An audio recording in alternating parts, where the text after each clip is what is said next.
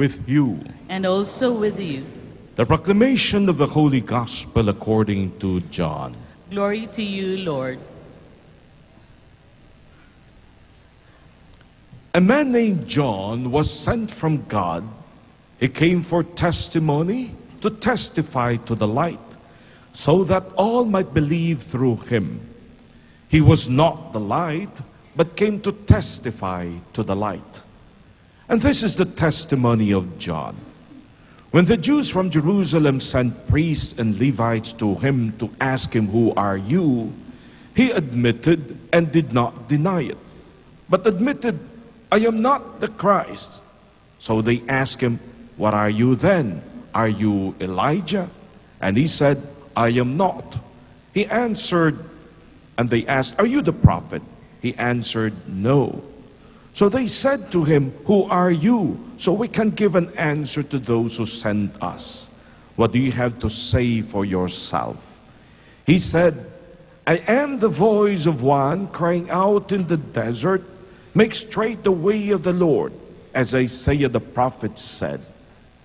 Some Pharisees were also sent.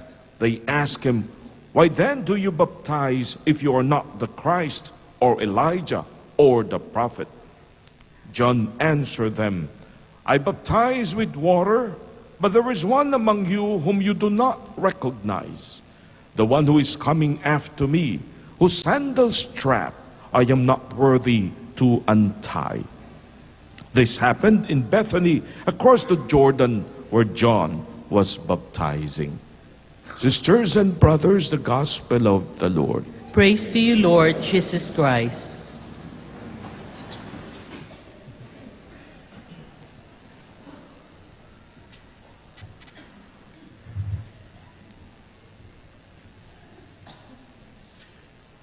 Sa araw na ito, ang simbahan ay naanyayahan tayong patuloy na magalak, matuwa. Ngunit magandang itanong, saan ba nanggagaling ang tuwa mo? Palagi ko nang sinasabi, ako'y litong-lito sa mga babae. Kukuha ng pang-ipit, harap sa salamin, magtatanggal ng kilay. Nagngingiwi-ngiwi na yan, naglululuhan ang mga mata, hala, tuloy tanggal pa rin ang kilay. Pagkatapos matanggal ang kilay, anong ilalagay? Kilay pa rin. Hindi mo alam kung anong gusto ng tao sa buhay. Saan nanggagaling ang tuwa mo? May mga iba naman na ayaw na sila'y masabing tumatanda. Kaya kung ano-ano mga putik ang pinagsasasalpak sa mukha. You know? May mga iba naman na ayaw nila silang masabing maitim. Kaya kung ano-ano mga glutatayon, maksitayon, at lahat ng tayon-tayon ang tinitake, lamang pumuti. Nakakatuwa, but today in our first reading we are told, we truly have to rejoice. Dapat mayroong tuwa sa puso ng bawat Kristiyano. Ngunit ang tuwang yan ay hindi nanggagaling sa panlabas na bagay o sa bagay na panandalian lamang. The Lord teaches us today through His prophet Isaiah, the true rejoicing is to be found in this. Pakinggan nyo. Na ikaw ay nakapagbigay ng saya at tuwa sa iba. If you truly want to have a deep joy, it is not the joy of one na nakakamkam, kumita, kumuha. The true joy that is in the heart of a true Christian is the joy of knowing ginamit ka ng Panginoon upang ang iba'y magkaroon ng tuwa at kaligayahan. I always say this, it is a great feeling to know that the Lord answers your prayers. Di ba? Tayo dasal ng dasal. Tayo dasal na dasal. Kayong iba nga para lang mamakuha yung inahangad naglalakad ang patiwarik mula Baclaran hanggang Quiapo. Yung iba'y novena ng novena. We pray na, Lord, sagutin mo ang aming mga dasal. Pero ito sasabihin ko sa inyo, totoo, masarap na ikaw ay sinagot ang iyong dasal, pero mas masarap pala at mas maganda at malalim ang tuwa kung ikaw ang ginamit ng Panginoon bilang kasagutan sa dasal ng iba. Kaya ang isang tunay na Kristiyano hindi lamang nagdarasal na, "Lord, give me." Ang dasal niya ay, "Lord, use me." Gamitin mo ako upang maging instrumento ng iyong pagpapala para sa iba. I always say this, once we come face to face with God one day, it wouldn't matter to Him kung gaano katunog ang iyong pangalan. It wouldn't matter to Him kung gaano karami ang iyong yaman. It wouldn't matter to Him kung gaano kataas ang iyong pinag-aralan. Di ba yung iba sa atin? Parang pag nagsasalita astig ang dating. Gustong magpa-impress. Pag inilalagay ang pangalan sinusundan yung mga kama, PhD, kung ano mga MD, halatang DDD. Ipaulit-ulit ko lang sinasabi, ang katapat lang yan, balat ng saging. Pag ikay nakaapak ng balat ng saging at nadulas at nauntog yung ulo mo sa sahig, tanggal lahat ang DDD na yan. Kaya huwag mo masyadong ipagbidayan. Hindi rin mahalaga sa Panginoon kung gaano kataas ang pwestong ating nakamtan. Alam niyo kung ano mahalaga? What others have become because of us. Kaya tuloy ang kinatutuwa ng propetang Isaiah, eto, that he was sent to bring glad tidings to the poor.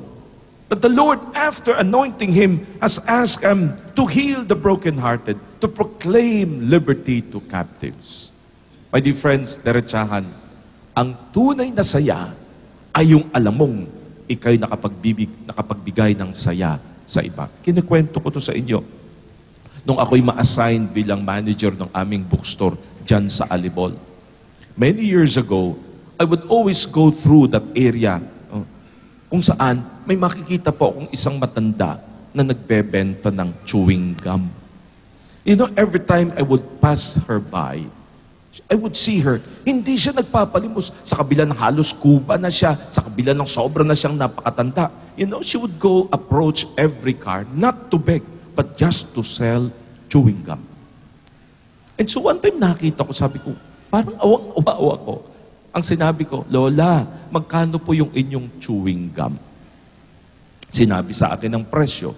Sabi ko, kukunin ko na po lahat. Alam mo, ngumiti siya. Tatatlo na lamang ang ipin sa harapan. Siguro kaka-chewing gum din. Pero umalis ako. Totoo, nawalan ako ng konting pera.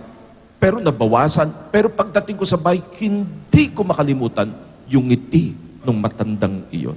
The moment you have touched someone else's life, the moment you begin to feel, talagang nakapagbigay ako ng saya, ngiti, tuwa sa isang tao. And I'll tell you, it doesn't take much to make persons happy. Sometimes it's just a question of a call. Sometimes it's just a card to say thank you. Sometimes it hardly even, hindi nga bagay na hindi nabibili ng pera. Pero bagay na tunay na makapagbibigay saya sa iba. Today, Isaiah tells us, you want deep joy, you want true joy, be a person who becomes a gift to someone. Someone who makes people feel privileged. Yung bang alam mo, napasaya mo dahil ikaw ang naging handog para sa Kanya. The second joy that the Lord tells us today is through our responsorial psalm. We join Mary in thanking God in the Magnificat. At ang sigaw ni Maria, which is the cry of the poor, ang puso ko'y nagpupuri sa Panginoon dahil napakaraming bagay ang ginawa niya, kababalagang ginawa niya para sa akin. I've always said this, totoo, pwede tayo magreklamo sa Panginoon na ang tagal na nating nagdarasal for the things we did not receive even after praying.